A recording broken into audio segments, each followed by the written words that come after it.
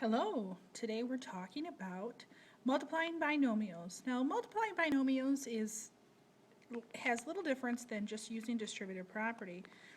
As you can tell, we're still utilizing our algebra blocks from above. Okay. And that multiplying an expression, it can be seen as finding an area of a rectangle, a length and a width. And we're wanting to represent that area. And so here's our first example that we have. We can use this as a guide.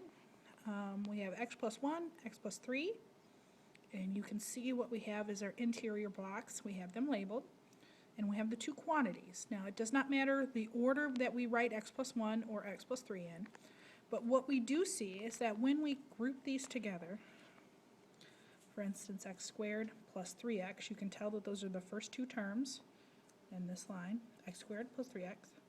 And then if we cover this up, we have x plus 3. Those are the last two terms that we see. 3x and x, you'll notice they're highlighted.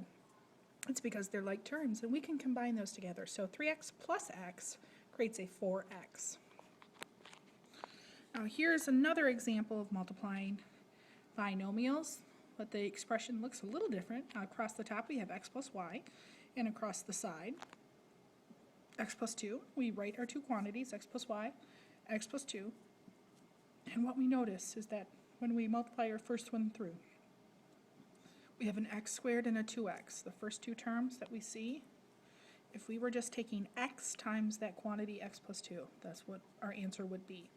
Now if I cover up the other side, y times the quantity x plus 2, we end up with xy and 2y. The second part of that distributive property. So we are really taking distributive property and extending it out to more than one term. Now, something that your parents might remember from going back to multiplying binomials is the FOIL method. Now, the FOIL method is no different than, it's just a term using first, outer, inner, last as a way of remembering distributive property and extending it out. So F stands for first, O is outer, I is inner, L is last. And you can see that we can identify the terms that are first. A and C, in this example up here, are the first terms. A and D, so you notice the label. I've labeled it O for outer. These are the outer terms. B and C are the inside terms, and B and D are our last terms. Okay.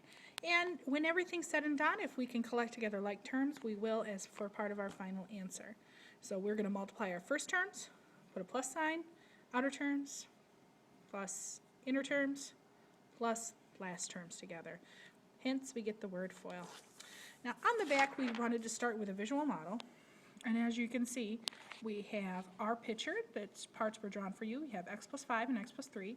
We went through and we drew all of our vertical and horizontal lines. We matched it up. So x squared, 3x, 5x, and 15. Those four terms show up when you do the distributive property twice. X times x, x squared, x times 3, 3x. 5 times x, 5x. 5 times 3, 15. First, outer, inner, last. The two terms, 3x and 5x, can be combined to make 8x. So for the second example, we have a y plus 4 and a y plus 2. You can see across the top y plus 4, y plus 2. And then we have all these different shapes. You can see that we've labeled them. If we go through a distributive property, we'll notice these four terms will show up also. Y times y squared, y times 2, 2y, 4 times y, 4y, 4 times 2, 8. We combine those terms to create a 6y. Okay. Now, a little less supports in place.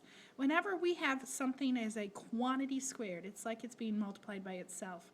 So we know that we can take x plus 2 quantity squared, and it represents x plus 2 multiplied by x plus 2. And we're going to go through and do the same FOIL method where we're distributing twice. X times x, x squared, x times 2, 2x, 2 times x, 2x, 2 times 2, 4.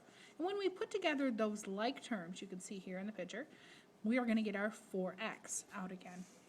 Now, with less visuals, the thought bubbles can still help you when you're trying to go through and do this distributive property. If we're taking y times y squared, y times negative 3, negative 3. Now I'm going to caution you, that minus sign here sometimes can get tricky, and that's why we change it to plus negative 3. Until we're comfortable with it, I would definitely suggest that we change it. So 3 times y, 3y, 3 times negative 3, negative 9. All of these representations have the same meaning. So students know that negative 3 plus positive 3y, adding those together would give me 0. This is okay to write it in this form, y squared plus 0y plus negative 9. We can also write it like this, y squared plus negative 9. 0y is like the term doesn't exist. Okay?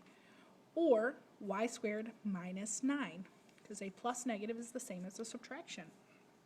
Now here's another example where we're continuing on with our distributive property and doing it twice. So x times x squared, x times 8, the outer terms, 8x. 7 times x, the inner terms, gives me 7x. And the last term, 7 times 8, 56. We combine those terms to get x squared plus 15x plus 56. Okay, last example that we did in class. We again use our first, outer, inner, last. X times 2x, 2x squared. X multiplied by 6, 6x. 4 multiplied by 2x gives me 8x. And 4 multiplied by 6 gives me 24. I can combine these terms here to produce 14x. Okay. My final answer, 2x squared plus 14x plus 24.